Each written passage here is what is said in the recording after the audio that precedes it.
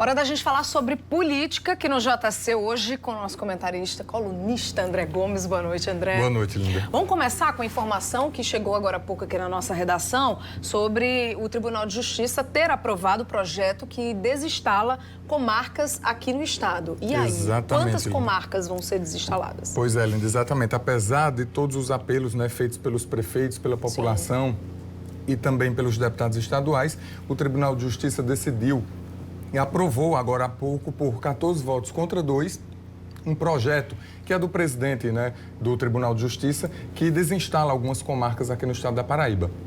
São 15 comarcas em 15 municípios que serão desinstaladas e mais 4 varas. Então, esse projeto era bastante polêmico, foi bastante discutido, inclusive na Assembleia Legislativa da Paraíba. Mas os desembargadores decidiram aprovar, né, com o intuito aí de realizar uma economia e dar mais celeridade aos processos junto ao Tribunal de Justiça.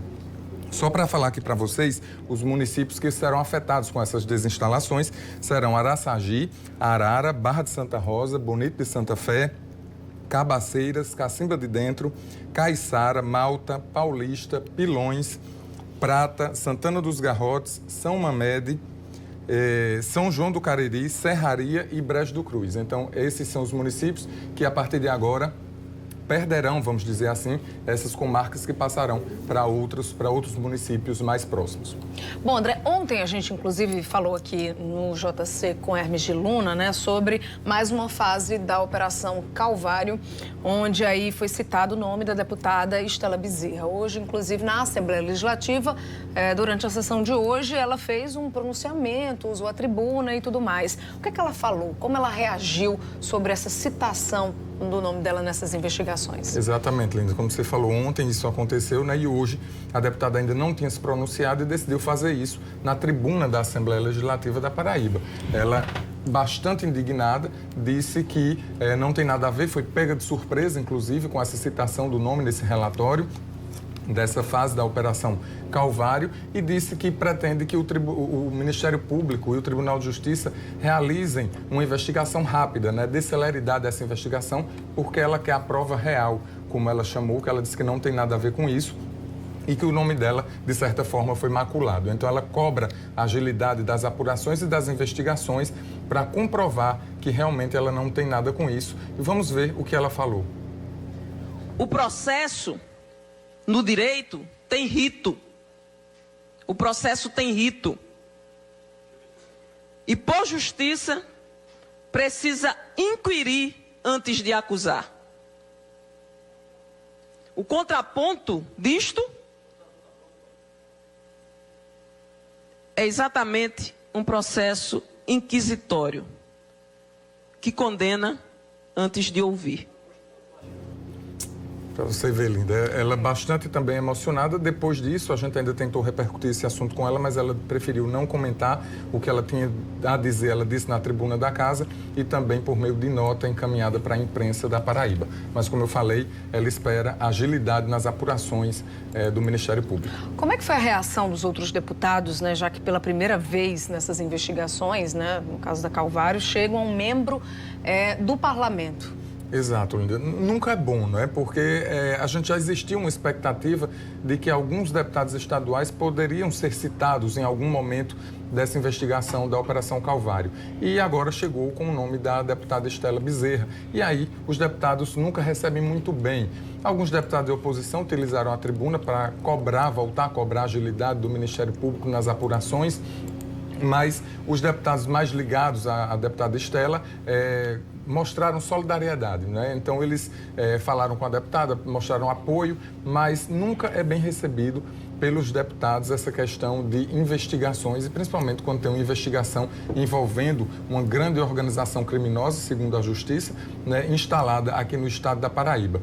Mas os deputados preferiram, grande maioria, preferiu não se pronunciar sobre essa indicação ou essa citação do nome da deputada Estela Bezerra. Agora, o Tribunal de Contas revelou hoje um prejuízo milionário pela Cruz Vermelha, né? Em 2014, Exatamente. só em 2014. Só em 2014, exatamente. Hoje o Pleno do Tribunal de Contas do Estado, sob a relatoria do conselheiro Nominando Diniz, avaliou aí, julgou irregular nessa gestão da Cruz Vermelha com o governo do estado da Paraíba, né? A Cruz Vermelha que geria o Hospital de Emergência e Trauma. Então, segundo o conselheiro, houve aí uma sangria no estado da Paraíba no valor de 10,7 milhões de reais, apenas, como eu falei, no ano de 2014, né? Fora os outros anos que o tribunal ainda deve realizar esse levantamento. Então, os conselheiros decidiram também que essa quantia seja revertida, voltada para o estado, né, aplicando multa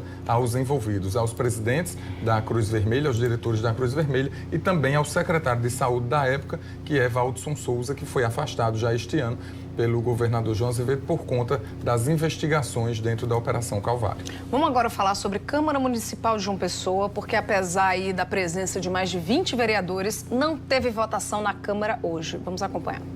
Na Câmara de João Pessoa, hoje até era dia de votação. No plenário eletrônico da Casa, 21 parlamentares chegaram a marcar presença. Mas a dificuldade foi fazer com que 14 permanecessem no plenário para ter votações. O quórum chegou a ser contado por diversas vezes. Em um dos momentos, os vereadores conseguiram até votar os decretos legislativos de honrarias como título de cidadão para personalidades que moram aqui em João Pessoa. Mas a pauta que constava diversos projetos do Poder Executivo continuou em tramitação na Câmara. A votação, se der quórum, deve acontecer amanhã.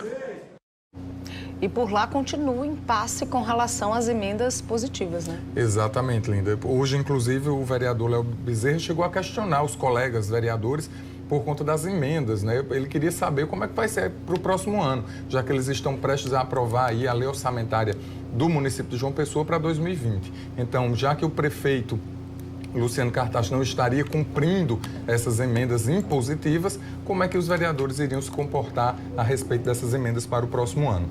Então, inclusive, na ocasião, ele chegou a sugerir uma audiência com o prefeito Luciano Cartacho para definir e para conversar sobre essas aplicações das emendas. Ô André, só para o pessoal que está em casa, que nos acompanha, entender o que significa essas emendas impositivas na prática, né? Na prática, olha só, Linda, é uma lei, né, aprovada pelos próprios vereadores que diz o seguinte: cada vereador tem uma quantia X para apresentar de emendas. Então, eles fazem as indicações, uma praça para tal bairro, um calçamento para tal rua. Então, isso é impositivo por conta disso, porque é a obrigação da prefeitura, do Poder Executivo, cumprir essas emendas.